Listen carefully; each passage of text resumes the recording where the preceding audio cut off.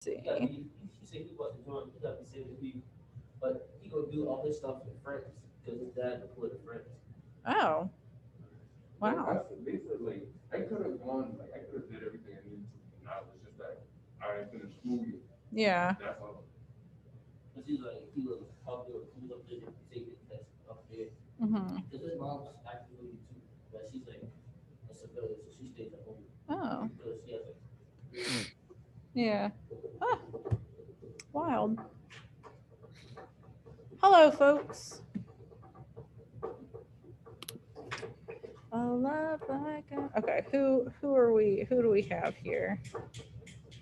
You all virtual people. I assume you know by now that you'll have no class today afternoon.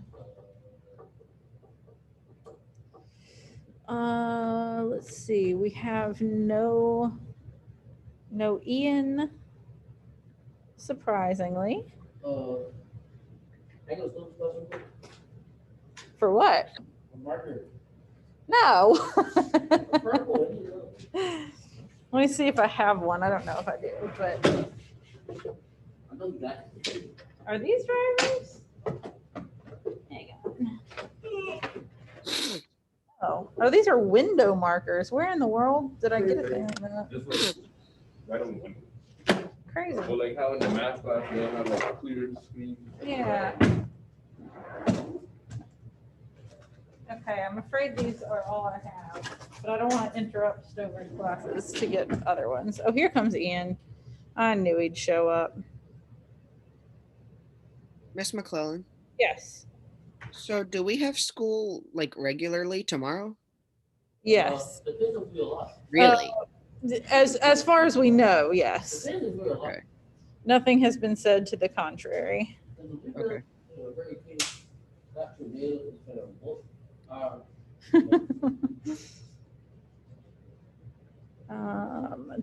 Brendan is in person. Troy is in person. That's Uh, the second cup already. Nate is in person. The third one right there. Who's it? It's running on Darius.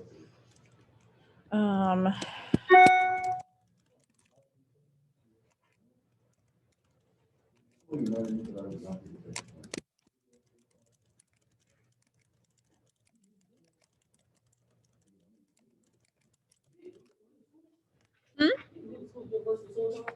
and do what?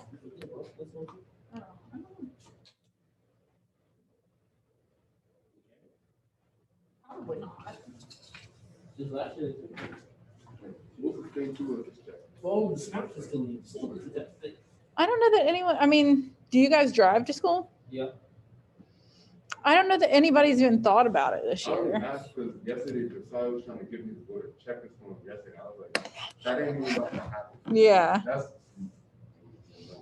I don't think anyone has even thought about that this year. But I like it. I'll bring it up at the next meeting. Yo, who's in charge of student council? Miss Sale. Who's the students is it? What students are in there? Yes, Bryce is president. because we gotta have a talk. Okay, yeah. Talk to Bryce and bully him. I No, Bryce support is it. fine. Bryce just goes along with everybody says. Bryce is just- That's why he's a good politician. He's I talk to like, Bryce. I talk to Bryce every day. He's done. He just wants to graduate. yeah, Whatever the kids say, he's screwed. that's pretty accurate. Alyssa Anderson is the vice president. And past that, I don't know who like the other representatives and stuff are. I just know to them. Only our class is going to have a high school reunion. A high school reunion? Yeah. Well, like in 10 years, I guess. How do you work? How do they work? What do you mean? How do you get people? How do you get people like in 10 years? You have, well, I mean, like the school has records of students. So, like, we'll always know who the class of 2021 was. And then probably they'll, like, I don't know, somebody will volunteer to like head it up. What is this?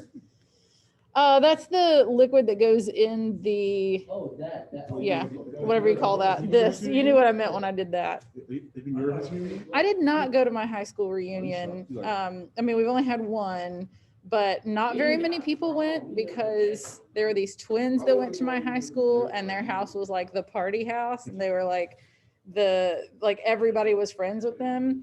And one of them got married the weekend of our reunion. So everybody went to the wedding instead of to the reunion.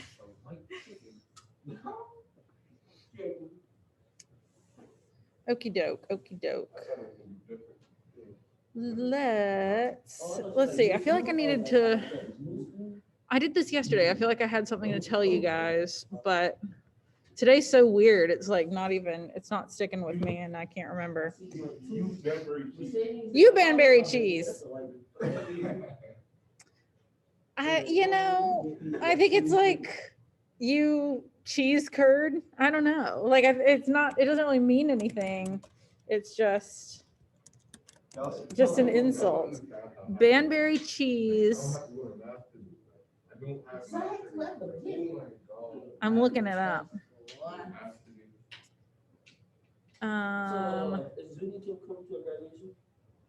She has it on her calendar. I don't know if she is actually coming or not. Miss Kim. She got a reliable car now. She does have a reliable car now. I would think her only excuse would be if she's not done with school by then. Well, her teaching.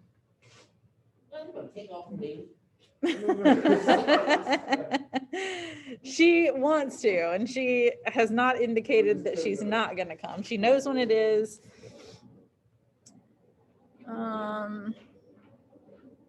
Oh, Troy, it actually, I never would have known this if you hadn't asked and I didn't look it up.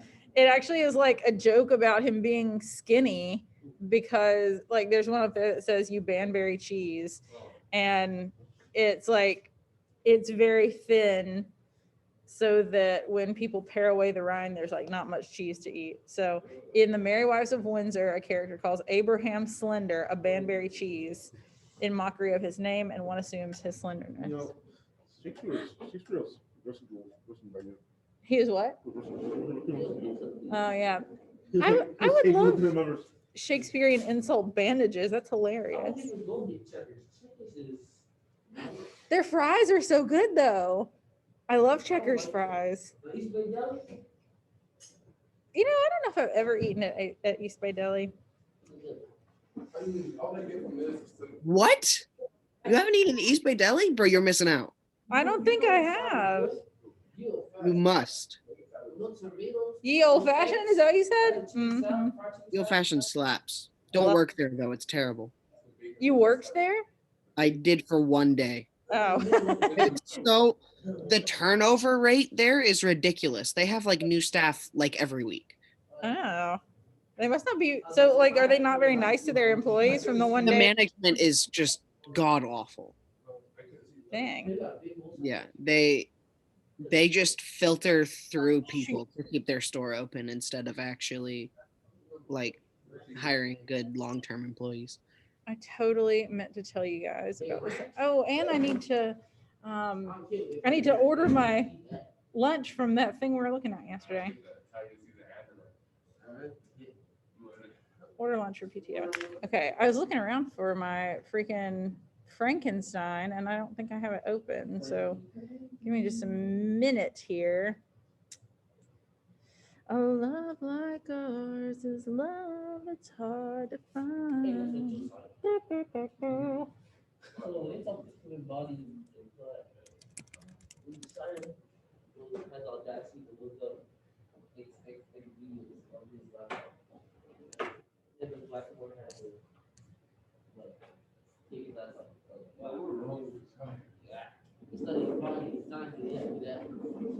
What did you say you needed to talk to the student council about though? You said you needed to have a conversation with student council. Oh, about what though? Like what do they do in student council? I don't know. I mean, they plan Spirit Week. Spirit Week is the last week before spring break. You do get to go to Do a students versus teacher basketball game. Right. that would be fun. Dodgeball game. I mean, attack. obviously, like not me playing, but it would be fun to watch. We are doing. I bring it up with Bryce. You should. There are 2 assemblies for high schoolers during 4th period. Like the week before that. It's probably like next week. Bryce, you too? I don't think so. I don't know. He Bryce? no. He's done with his English credits. What class does Bryce have? I don't know. I can't look at his schedule anymore. You know what? I think he has. I think he's in Mike's class 3rd period. Yeah.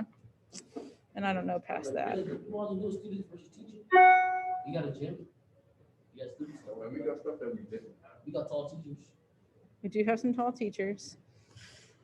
All right. Before we actually start reading, I just want to show you all a thing, and I would be surprised if any of you guys were interested in it, but maybe you are. Come on. Come on. So is it like their school day? What, those assemblies? This whatever you like to talk about. Oh no, it's just like an extra thing. It's not an event. See, sign me up. Boy. I'm watching my sister. I get so annoyed with freaking Zoom. And now it's like frozen up. Okay, let me share my screen with you guys. Well, I'm going to anyway because I have the Uber Eats pass right now, so it's free delivery. I like that door. DoorDash. What? So, imagine you're like living 1 block away from a food place, right? Uh-huh. Like you're lazy, but I don't want to go there, walk over there for that food. So you go Uber Eats. I'm not gonna lie, Troy. There's a McDonald's very close to me that I could walk to, and I have Uber eaten from there before. So Uber Eats. So the food item costs like $5, right? Yeah.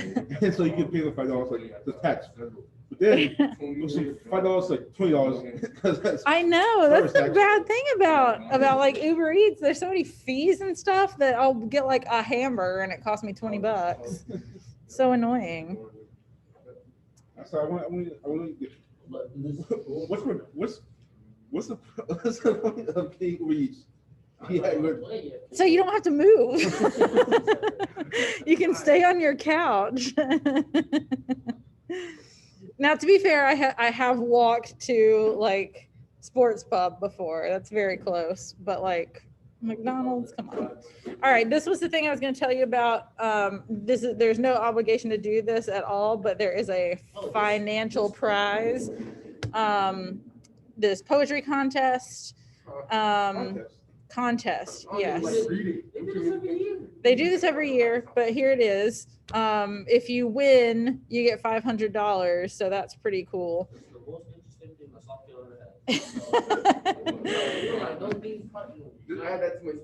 You all qualify for this.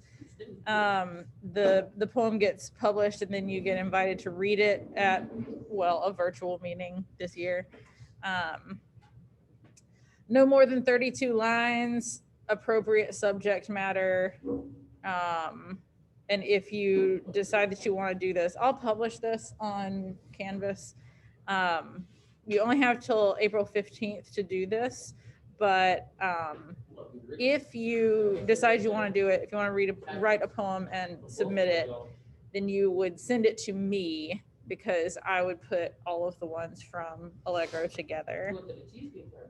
Cheesecake Factory. We don't even have one close to here, do we? Columbia's not close. I can't go there for dinner. The way my mom drive is close. Like I get in Columbia 30 minutes by the time 30 minutes? My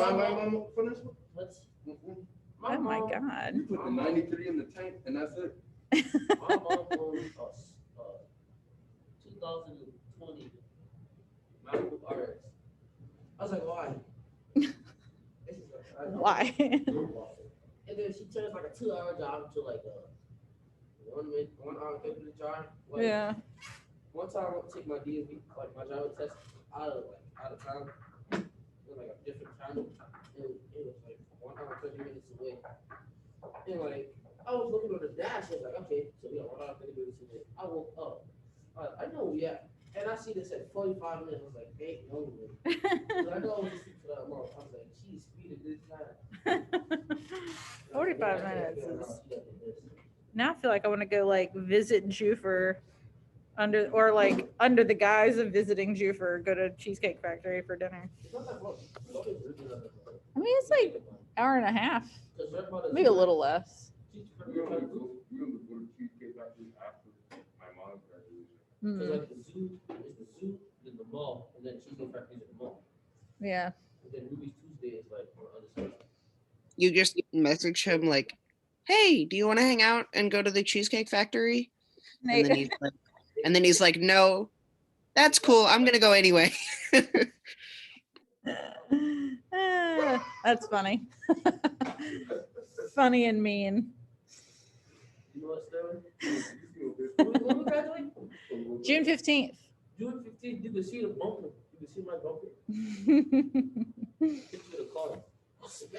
It'll be here so soon.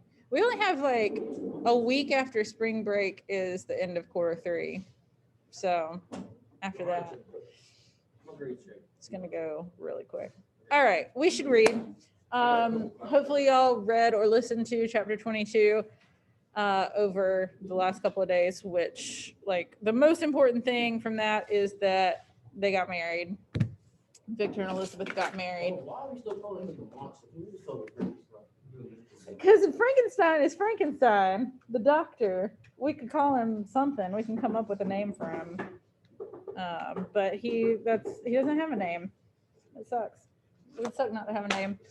All right. Hopefully we can get through this. It's not nearly as long as the last chapter. So this is like right after they get married. It was 8 o'clock when we landed. We walked for a short time on the shore, enjoying the transitory light, and then retired to the inn and contemplated the lovely scene of waters, woods, and mountains, obscured in darkness, yet still displaying their black outlines. The wind, which had fallen in the south, now rose with great violence in the west. The moon had reached her summit in the heavens and was beginning to descend. The clouds swept across it, swifter than the flight of the vulture, and dimmed her rays, while the lake reflected the scene of the busy heavens, rendered still busier by the restless waves that were beginning to rise. Suddenly, a heavy storm of rain descended. Ambiance. I had been calm during the day, but so soon as night obscured the shapes of objects, 1,000 fears arose in my mind. I was anxious and watchful, while my right hand grasped a pistol, which was hidden in my bosom. Every sound terrified me, but I resolved that I would sell my life dearly and not shrink from the conflict until my own life or that of my adversary was extinguished. Elizabeth observed my agitation for some time in timid and fearful silence, but there was something in my glance which communicated terror to her, and trembling, she asked, "What is it that agitates you, my dear Victor? What is it you fear?" And keep in mind, he also told her that after they got married, he was going to tell her everything. So that's, that's in the plan for him. That's what I'm saying. Like, I would feel really bad if I were her and like the night before I got married, my fiance was like, "I have a really horrible, horrible secret to tell you that's going to change the way you think about me." But yeah, like, let's go ahead and Let's get go married. ahead and lock this thing down before I do that. That's exactly his plan. It's a bad plan in my opinion, but she goes along with it. I feel like most women, especially now, would be like, "No, that's a huge red flag. I'm not marrying you." And also keep in mind, They have known each other since they were like 7 years old as well, so that's true. They've might be a little different. a lifetime of trust between them. That's a good point. It's not like they've just been dating for a year or something. Right. And also he said that, oh yeah, we've been kind of like upset with him because he keeps thinking that the monster is going to kill him in front of Elizabeth. And he doesn't really seem concerned that she might be in danger. And that seems really like short-sighted to me. "Oh, peace, my love," replied I. "This night and all will be safe. But this night is dreadful, very dreadful. Exactly what you want to hear on your wedding night." I passed an hour in this state of mind when I suddenly reflected how fearful the combat, which I momentarily expected, would be to my wife, and I earnestly entreated her to retire, resolving not to join her until I had obtained some knowledge as to the situation of my enemy. He knows that the monster's there somewhere, And he's like, I don't want to like fight this monster in front of my wife. It might upset her. So I'm just going to say some mysterious things to her and then leave her alone. She left me, and I continued some time walking up and down the passages of the house and inspecting every corner that might afford a retreat to my adversary. But I discovered no trace of him and was beginning to conjecture that some fortunate chance had intervened to prevent the execution of his menaces when suddenly I heard a shrill and dreadful scream. Oh no. It came from the room into which Elizabeth had retired. As I heard it, the whole truth rushed into my mind. My arms dropped. The motion of every muscle and fiber was suspended. I could feel the blood trickling in my veins and tingling in the extremities of my limbs. This state lasted but for an instant. The scream was repeated, and I rushed into the room. Great God, why did I not then expire? Why am I here to relate the destruction of the best hope and the purest creature of earth? She was there, lifeless and inanimate, thrown across the bed, her head hanging down, and her pale and distorted features half covered by her hair. Everywhere I turn, I see the same figure, her bloodless arms and relaxed form flung by the murderer on its bridal bier. Could I behold this and live? Alas, life is obstinate and clings closest where it's most hated. For a moment only did I lose recollection. I fell senseless on the ground. Elizabeth is a goner, exactly as I would have predicted. And he didn't, like, I'm not saying he didn't protect her. He did tell her to like go away, but he just wasn't smart about this whole thing. I'd have been more concerned with protecting her than myself. When I recovered, I found myself surrounded by the people of the inn. Their countenances expressed a breathless terror, but the horror of others appeared as only a mockery, a shadow of the feelings that oppressed me. Yes, Troy. Yes. Let me write you a pass. Sorry, folks. Huh? Uh-uh. I like not having a first period. I don't have first, third, or fifth. What? Yeah. Planning periods. But then again, she is in charge of senior mission stuff. I am. And yearbook. What am I? Oh yeah, you're good. Oh my God, that's the nicest compliment you could ever give me. she's my hero. Like they have that same. She's nice, but like if you get rude.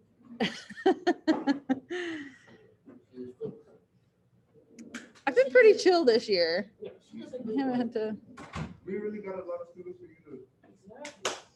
I feel like by this That's not all in time one class. they're all. That's true. Like you're not all in one class, so you're not feeding off of each other the way that you would if you were all in person. But she doesn't do like me. Like she doesn't like have a slick way.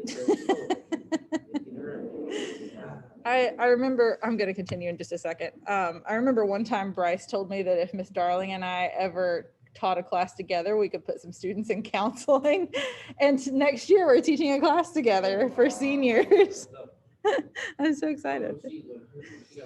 I wish I could have done it with you guys. I wish that we had taught this class together with y'all, but not, just wasn't done in time.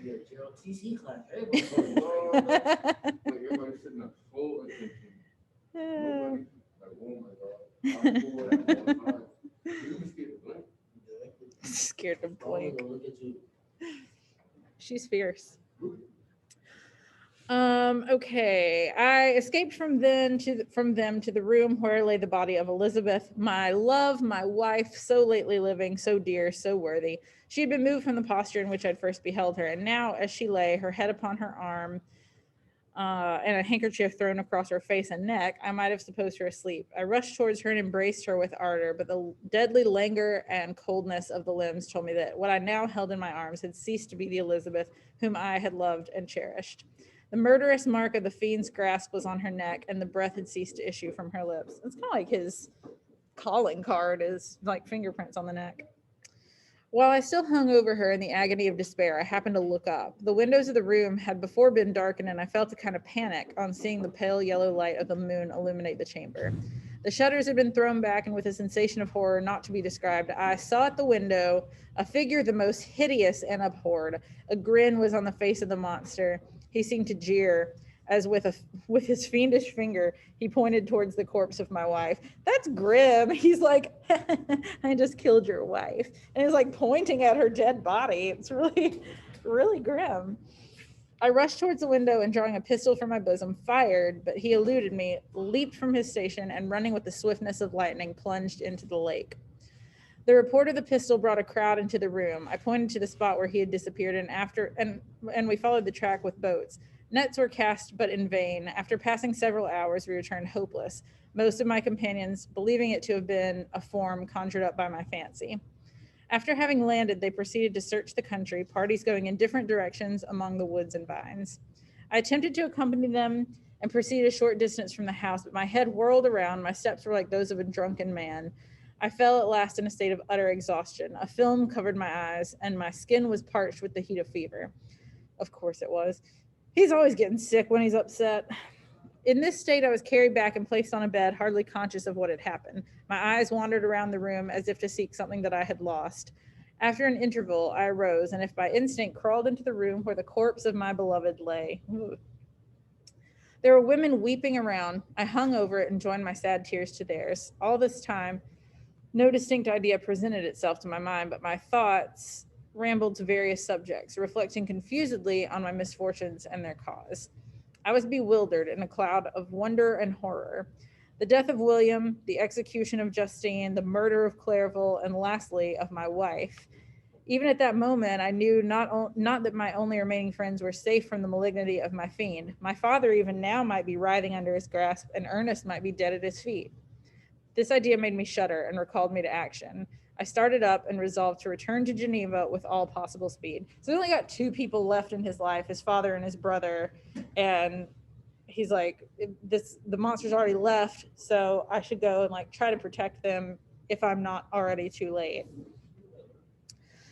There were no horses to be procured, and I must return by the lake. But the wind was unfavorable, and the rain fell in torrents. However, it was hardly morning, and I might reasonably hope to arrive by night.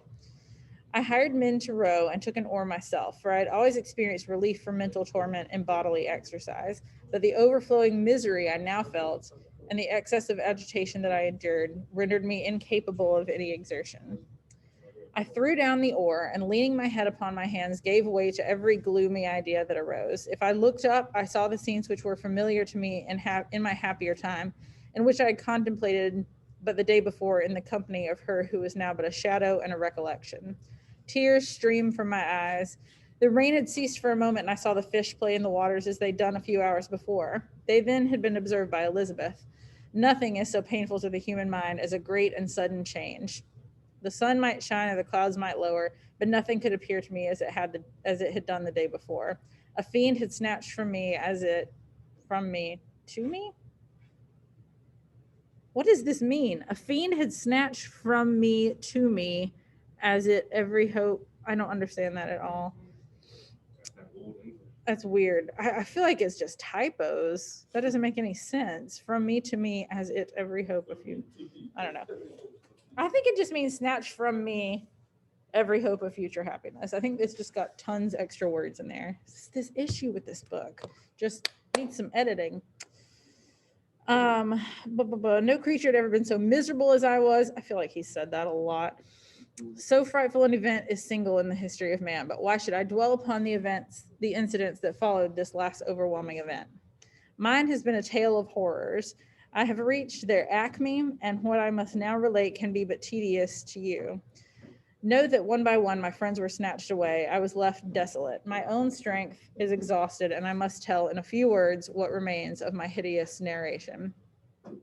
I arrived at Geneva. My father and Ernest yet lived, but the former sunk under the tidings that I bore, the tidings being that Elizabeth is dead. I see him now, excellent and venerable old man. His eyes wandered in vacancy, for they had lost their charm and their delight. His Elizabeth, his more than daughter, whom he doted on with all that affection which a man feels, who in the decline of life, having few affections, clings more earnestly to those that remain.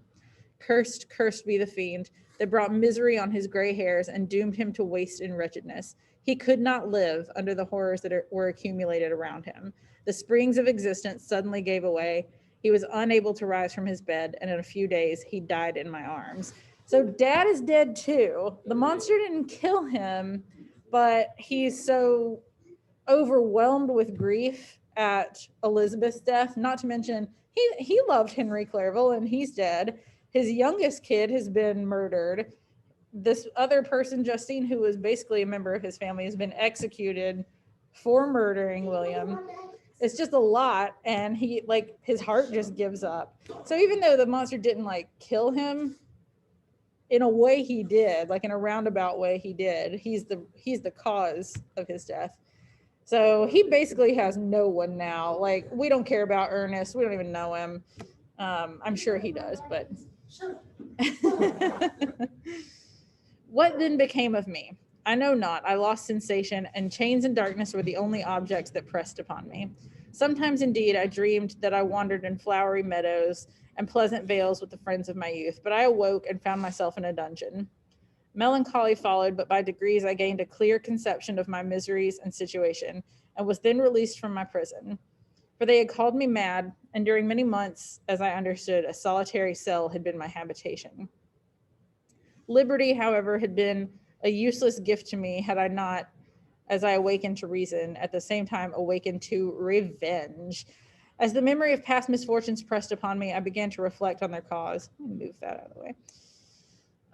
The monster whom I had created, the miserable demon whom I had sent abroad into the world for my destruction. I was possessed by a maddening rage when I thought of him, and desired and ardently prayed that I might have him within my grasp to wreak a great and signal revenge on his cursed head. Nor did my hate long confine itself to useless wishes. I began to reflect on the best means of securing him, and for this purpose, about a month after my release, I repaired to a criminal judge in the town and told him that I had an accusation to make, and that I knew the destroyer of my family, and that I required him to exert his whole authority for the apprehension of the murder. The magistrate listened to me with attention and kindness. Be assured, sir, said he, no pains or exertions on my part shall be spared to discover the villain. So this is the first time that he's like talking to somebody about the monster. Like, he hasn't actually said it yet, but he's like, I know who killed my whole family. I want to like file a complaint against him, so that we can bring him to justice. And this magistrate's like, yeah, if you know who the murderer is, we'll go after him. And so he's like, all right, I'm gonna tell him. I thank you, replied I. Listen therefore to the deposition that I have to make. It's indeed a tale so strange that I should fear you would not credit it, or there not something in truth which, however wonderful, forces conviction. The story is too connected to be mistaken for a dream, and I have no motive for falsehood. Basically, like, I know this is going to sound crazy, but it's so crazy you couldn't make it up. My manner as I thus addressed him was impressive but calm. I had formed in my heart a resolution to pursue my destroyer to death, and this purpose quieted my agony and for an interval reconciled me to life.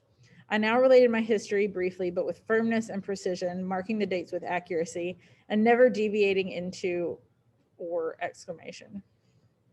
The magistrate appeared at first perfectly incredulous, like disbelieving, but as I continued, he became more attentive and interested.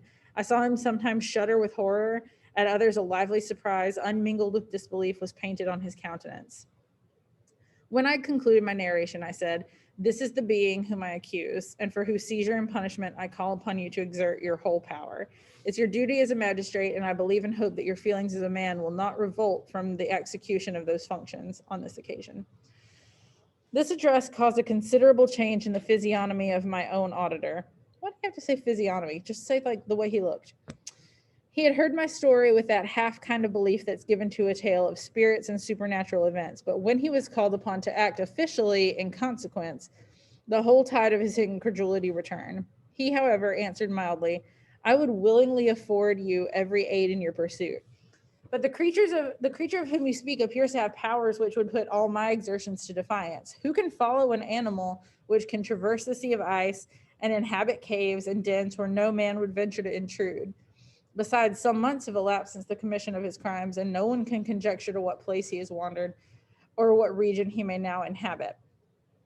So the judge, the magistrate's like, I really want to help you, but it sounds kind of impossible. Like, you're talking about this creature who is so big and so strong and so fast that like we don't really stand a chance against him. Not to mention, we don't know where he is right now. we don't have any proof that he committed these crimes.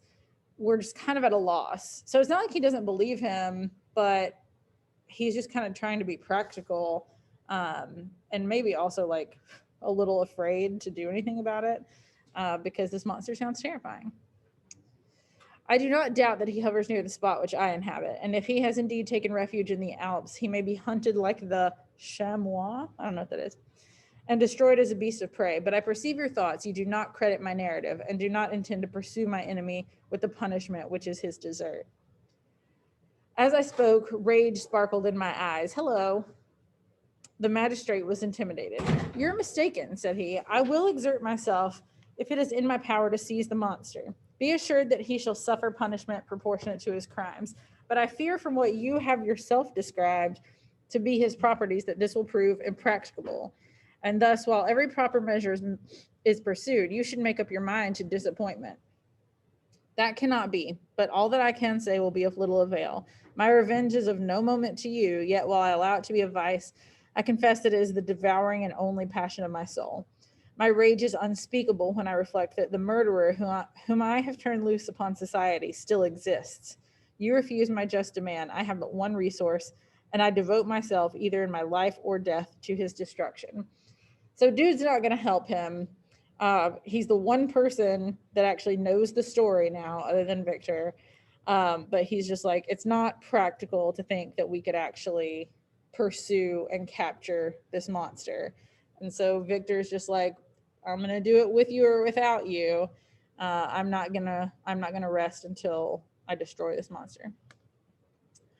I trembled with excess of agitation as I said this. There was a frenzy in my manner, and something, I doubt not, of that haughty fierceness which the martyrs of old are said to have possessed. But to a Genevan magistrate, whose mind was occupied by far other ideas than those of devotion and heroism, this elevation of mind had much the appearance of madness. He endeavored to soothe me as a nurse does a child, and reverted to my tale as the effects of delirium.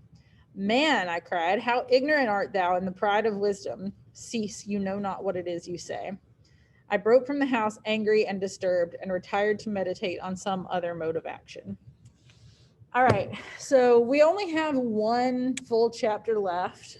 Chapter 24 is the last chapter, but then there's like epilogue when we go back to the letters and Captain Walton. So we'll finish the book next week. I'm not going to ask you guys to do any reading over the weekend. Like from Tuesday to Thursday next week, you might have a little bit to read on your own if we don't quite get there. But we'll finish the book a week from today, and then be able to test on it before spring break. What?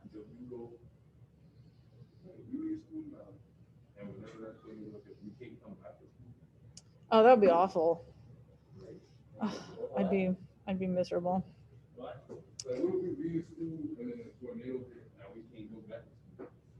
That'd be terrible. Hopefully it won't be. Okay, we still have like 10 minutes, but I'm gonna let you virtual folks go. And we'll have a little activity to do tomorrow. If you want to do the poetry contest, just let me know or send it to me. And I think that is it. Everybody stay safe with the storm coming. I don't really know like what to do, but hopefully nobody's power goes out and everything's fine. With any luck, I will see y'all tomorrow. Have like 4 periods 4 periods today. Yeah. today. Today, yeah. We have 4 periods today. School right now, we're saying school is normal tomorrow. Nobody has made a call. I guess it just depends on like how the storm goes. But yeah, past 4th period today, you don't have any class. Not coming to school. So basically, when it's lunchtime, everybody go home. Yeah. High school, like those of you who are in person, high schoolers will have a very short lunch today and just be dismissed from lunch. So yeah, after 4th period, y'all don't have anything. Like all the way from King Street down to Line Street via river. Oh. Start running heavy. The river. Oh. Legit, not there good. was a guy. He had his canoe down the street. That seems not super safe, but it seems fun. The Some wheels. people in Texas, they All the other cars have what's it called? They go longboarding. Oh yeah. Yeah, we can. All right. I'll see you virtual folks tomorrow. Hopefully.